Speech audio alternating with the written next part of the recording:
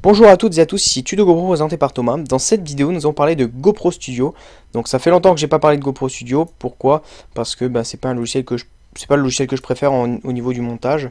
Mais bon, je sais qu'il y a beaucoup de gens qui l'ont sur l'ordinateur et qui est vraiment pratique parce qu'il est gratuit. Donc je vais vous parler dans cette vidéo de la mise à jour qui a été faite depuis la sortie de l'Aero 4. Donc oui, donc ça fait longtemps que j'aurais dû déjà faire cette vidéo. Mais je vais la faire maintenant. Donc c'est la 2.5.3.460. Donc normalement quand vous démarrez GoPro Studio, si vous avez ça qui s'affiche, c'est que vous avez une mise à jour à faire. Sinon c'est que vous l'avez déjà faite. Et pour être sûr, vous pouvez carrément la télécharger sur le site internet. Comme ça vous avez la dernière version. Par la suite, on va voir ce qu'il y a de nouveau dans cette version, donc la 2.5.3.460. On a déjà, pour les Mac, on a déjà, au niveau du système d'exploitation, une compatibilité qu'on n'avait pas avant. Maintenant, quand vous branchez votre carte SD, micro SD, pardon, ou le câble USB de la GoPro à l'ordinateur, vous avez maintenant l'importation des fichiers qui se fait tout seul. Donc ça, c'est énorme. Pourquoi? Parce qu'il y a beaucoup de gens, mais quand je dis beaucoup de gens qui ont des problèmes d'importation de fichiers dans GoPro Studio, c'est vraiment super pratique ça, parce que du coup ce sera plus votre faute, il n'y aura plus de problème, il n'y aura plus d'histoire de dossier, etc. Ce sera vraiment de l'import instantané. Donc c'est vraiment parfait. Ensuite on a un nouveau mode qui s'est ajouté, un plugin Flux, ou flux, je ne sais pas trop comment il s'appelle, pardon. Donc ça veut dire qu'on a une superbe fluidité sur les slow motion. Donc je ferai une vidéo prochainement sur ça. Et d'ailleurs, vu qu'on est sur GoPro Studio, je voulais refaire apprendre. Je pense que je vais faire une formation complète sur Studio. Donc par exemple, je sais pas comment on pourrait dire, une vidéo assez longue où vraiment je vous apprends comment faire un montage, un beau montage, donc avec la musique, avec l'importation, etc. Donc je vais montrer ça prochainement, c'est promis. Ensuite, on a bien entendu, qui arrive avec l'Aero 4, les tags, donc comme je vous dis, les marqueurs qui sont sur l'Aero 4, quand on appuie sur le côté pendant qu'on filme, ça permet de les trouver plus facilement dans la timeline. Donc je suppose que ce sera des points jaunes qui seront mis juste là dans la timeline. Donc je vous montrerai ça plus tard dès que j'aurai fait la mise à jour. Et ensuite on peut faire carrément maintenant les mises à jour de l'Aero et de l'Aero 4 depuis le logiciel. On a la synchronisation automatique des caméras avec l'ordinateur, donc c'est-à-dire avec l'horloge. Ensuite on a les supports pour les caméras GoPro Hero, Hero 4, mais bon ça nous intéresse pas trop. Et ensuite on a les performances qui ont été grandement amélioré, et bien sûr on a toutes les fixations des bugs. Donc ça c'est à lire, je vous laisse les liens, mais en tout cas il y a déjà beaucoup de problèmes qui ont été corrigés au niveau de l'importation dû au nouveau système justement. Et puis ensuite au niveau des edits, on n'arrivait pas à importer des musiques, il fallait QuickTime, etc. C'était assez compliqué. Donc voilà, donc pour l'installer c'est simple, vous faites update et ensuite vous allez tomber sur internet qui va vous télécharger justement ce logiciel, vous le laissez télécharger et puis on se retrouve juste après. Voilà, il vient d'être téléchargé à l'instant, donc le DMG ou le .exe vient d'être téléchargé sur votre ordinateur, vous l'exécutez, donc comme ceci par exemple sur Mac. Et ensuite vous avez GoPro Studio, vous double-cliquez dessus, donc je pense qu'il faut fermer le GoPro Studio original. Hop, on clique dessus.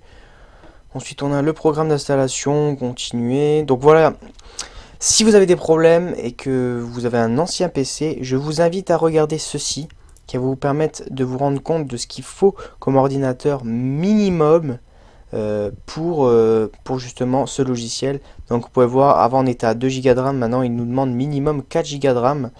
Donc pourquoi? Parce que peut-être les vidéos sont peut-être un peu plus lourdes et plus dures à travailler. Donc ils pompent beaucoup plus de ressources. Donc voilà, après ils nous recommandent aussi des choses qui ne sont pas forcément utiles.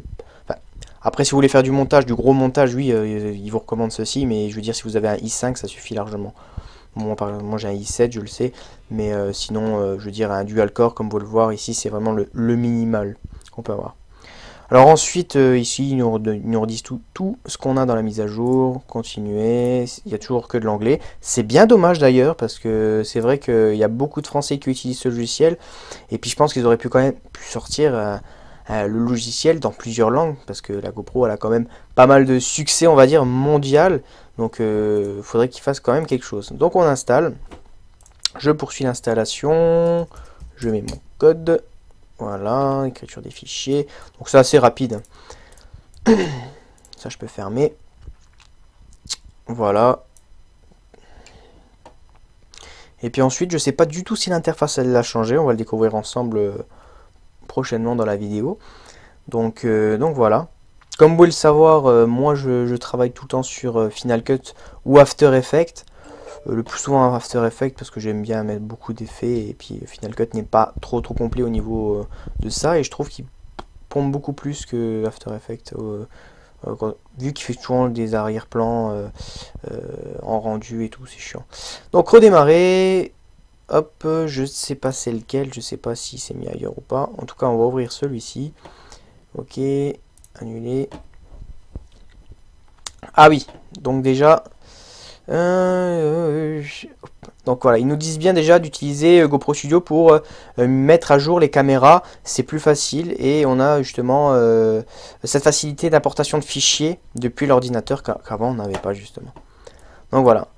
Donc ils ont changé un peu les noms ici comme je vois. Tac. Donc on va essayer d'importer un fichier GoPro. Alors où sont-ils d'ailleurs mes fichiers GoPro? Non, je vais pas prendre celle. Tac. Tac. On va prendre du drone. Exemple, celle-ci, je la prends. Donc là, j'étais la chercher moi parce que j'ai rien qui est connecté à l'ordinateur. Mais sinon, vous connectez votre caméra, ça s'importe tout seul. Donc ensuite, je le mets ici. Je regarde mes settings, toujours. Hop. Je suis en 2,7K. Je vais laisser tout ça comme ça. Je le mets là. Bam. Je la convertis. Par contre, juste réduire un peu la taille. Parce que sinon, ça va pas le faire. Donc, la taille. Tac. Non, c'est laquelle qu'il faut supprimer. Remove clip, celle-ci. Donc là, on a 20 secondes, ça suffit. On convertit, comme vous pouvez le voir, on a quand même une vitesse de conversion qui est un peu plus rapide qu'avant. Donc ça, c'est vraiment pas mal. Donc voilà. Hop, donc là c'était du 20 secondes, vous pouvez renommer, etc. Tout voir ça. Mais ça on verra dans une prochaine vidéo. Ici on a les templates. Donc qu'est-ce que c'est que ça? Ah, ça c'est pas mal ça par exemple pour nous.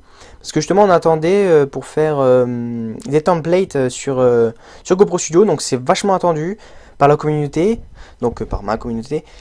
Et ensuite, ce qui est pas mal c'est qu'on va pouvoir en créer justement, j'espère. Si j'ai bien compris ce qui est écrit. Sinon ici on a les templates actuels. Sinon bah, on va tout simplement dans notre timeline, je glisse, etc. Ok, d'accord. Et où est ce flux? Comme ça doit être là-dedans, non.